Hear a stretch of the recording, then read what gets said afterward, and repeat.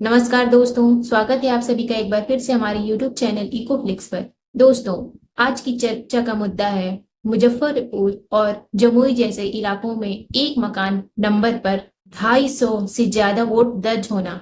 अलाउद्दीन मियां और उमाकांत ठाकुर सभी एक ही पते पर हैं और चुनाव आयोग के सिस्टम पर उठते सवाल। इसी बहस में वोट चोरी के मुद्दे पर गरिमा सिंह ने लाइव डिबेट में धनंजय गिरी की बोलती बंद कर दी। यह चुनावी खेल है या लोकतंत्र का मजाक?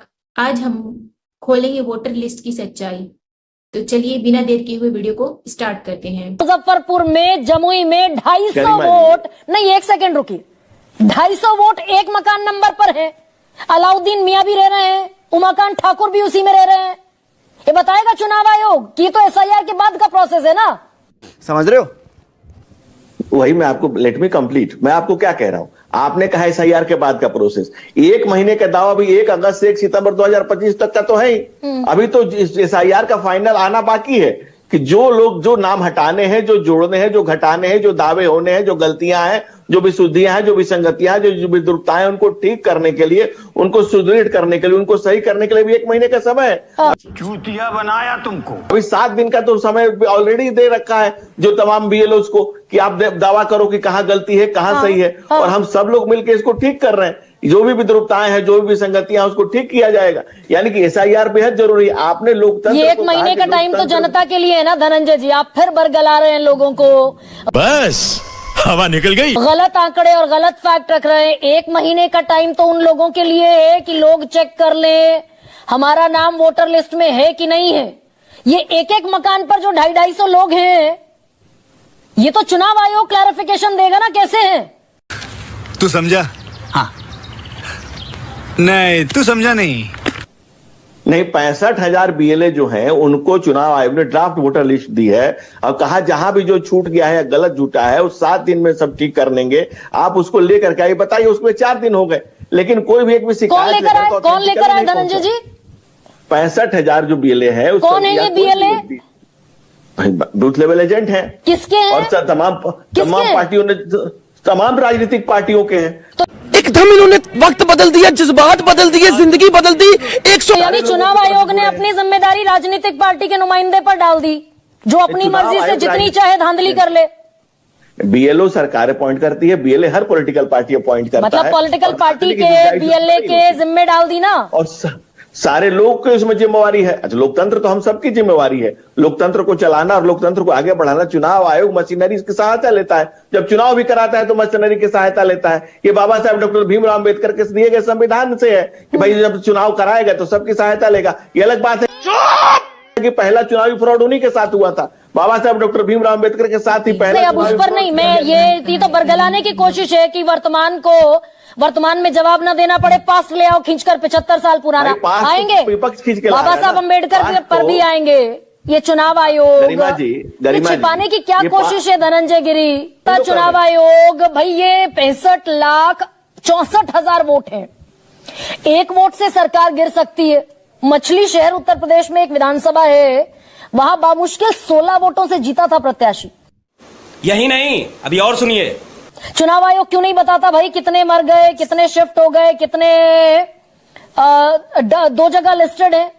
चुनाव आयोग ने तो आज सीधे सुप्रीम कोर्ट को मना कर दिया, नहीं बताएंगे हम। लेकिन मैं दूसरा सवाल पूछती हूं आपसे, ये डिजिटल वोटर रोल क्यों हटा दिया चुनाव आयोग ने? कौन है ये लोग, कहां से आते हैं? पढ़ना ले कोई? नहीं, मैं दूसरी बात करूंगा। चुनाव आयोग से संबंधित सवालों का जवाब मैं भारतीय जनता पार्टी के प्रवक्ता हूं, चुनाव आयोग का नहीं। चुनाव आयोग से उसके सारे मामले सुप्रीम कोर्ट में है और सुप्रीम कोर्ट में चुनाव आयोग अपना जवाब बखूबी दे रहा है। वो भी एक संवैधानिक संस्था है और संवैधानिक संस्थाओं पर आरोप लगेगा तो संवैधानिक संस्थाएं उसका जवाब देंगी। नहीं, बीजेपी भी जवाब देती है ना भाई, यही तो मुश्किल है। बीजेपी भी जवाब देती है। सुधांशु त्रिवेदी कह रहे हैं, सुधांशु त्रिवेदी से लेकर किरण रिजिजू, रविशंकर प्रसाद तक की राहुल गांधी का चिप खराब हो गया है। वो तो देश कह रहा है, वो तो अकेले थोड़ी कह रहे हैं। वो तो देश कह रहा है कि जब वो खुद ही कह रहे हैं कि हमको जेटली जी ने धमकाया था तो इतने दिन बाद क्यों याद आया भाई? एक तरफ कहते हैं कि राहुल गांधी किससे डरता नहीं, तो डर किससे गए थे कि घर में दुबक गए थे? आप संविधान को हाथ में लेके नहीं चलते हम लोग, हम संविधान को हृदय में लेके चलते हैं। मस्त जोक मारा रे ये हंस रे हलकट हंस उसे जीते हैं, अक्षर बाय अक्षर जीते हैं, उसे अच्छा, जीवंत और आशुतोष जी, प्राणवंत करते हैं। ये डिजिटल वोटर रोल अगर धांधलियां नहीं है एसआईआर में तो डिजिटल वोटर रोल हटाने का कोई औचित्य समझ में आता है क्या? Why election commission of India have withdrawn that? रुको जरा, सबर करो। आशुतोष जी, आवाज आ रही है क्या आपको मेरी? आवाज नहीं आएगी आपकी। जी देखिए, मैं एक बात बहुत साफ कह दूं। देखिए, आप जो स्क्रिप्ट दी गई है आदमी उसी स्क्रिप्ट के हिसाब से बोलेगा ना। आप आउट ऑफ सिलेबस क्वेश्चन पूछ रहे हैं, बेचारे धनंजय जी फंस जा रहे हैं उसमें बार बार। तो आउट ऑफ सिलेबस क्वेश्चन मत पूछिए ना। सही बात। सवाल क्या है, इस देश के अंदर संवैधानिक संस्थाओं की स्थिति ऐसी हो गई है कि वो अब लोगों को मिसगाइड करने लगे हैं, मिसलीड करने लगे हैं। और मैं क्या बताऊं इस बारे में। कानून यह कहता है कि 23B जब ड्राफ्ट लिस्ट आती है उसके 30 दिन के अंदर आप अपनी आपत्तियां दर्ज करा सकते हैं। और राहुल गांधी से कह रहे हैं 1.5 साल बाद आप उसमें अपनी आपत्ति दर्ज कराइए, हलफनामा हमको दे दीजिए। मुझे तो लगता है कि किसी न किसी व्यक्ति को अब इलेक्शन कमीशन के पर ही लोगों का भरोसा खत्म हो जाएगा। तू समझा? हाँ। नहीं, तू समझा नहीं। यह देश संविधान से चलेगा, कानून से चलेगा, या किसी के विम्स एंड फैंसी पे चलेगा? मतलब मैं तो यकीन ही नहीं कर पा रहा हूं कि देश के एक संवैधानिक संस्था जिस पर बहुत काबिल लोग बैठा करते हैं वो देश को खुलेआम गुमराह करने की कोशिश कर रहे हैं। यही नहीं, अभी और सुनिए। वो कह रहे हैं हलफनामा दीजिए उस कानून के तहत जो कानून लागू ही नहीं होता है। तो क्या मैं ये मानूं कि इलेक्शन कमीशन को तमाम लोग जो है वो इलिटरेट है, उनको कुछ पता नहीं है? अगर इलिटरेट है तो उनको वहां बैठने की जरूरत नहीं है। और अगर वो जानबूझ के ऐसा करे तो उनके खिलाफ कानूनी कार्रवाई होनी चाहिए। और मुझे तो बड़ी हैरानी होती है कि भारतीय जनता पार्टी और जनता दल यूनाइटेड के प्रवक्ता आके उसी चीज को रिपीट करते हैं। समझ रहे हो? अरे भाई, ये देश संविधान से चलेगा, ये किसी पार्टी के विम्स एंड फैंसी पर नहीं चलेगा। नहीं तो दोस्तों, आपने सुना कैसे गरिमा सिंह ने जोरदार सवाल पूछकर वोट चोरी की सच्चाई सामने रख दी और धनंजय गिरी को सीधे जवाब देने पर मजबूर कर दिया। क्या चुनाव आयोग इस प्रोसेस के बाद जवाब देगा या सारा मुद्दा फिर से दबा दिया जाएगा?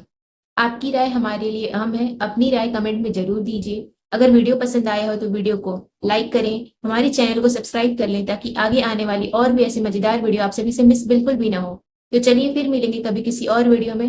तब तक के लिए धन्यवाद।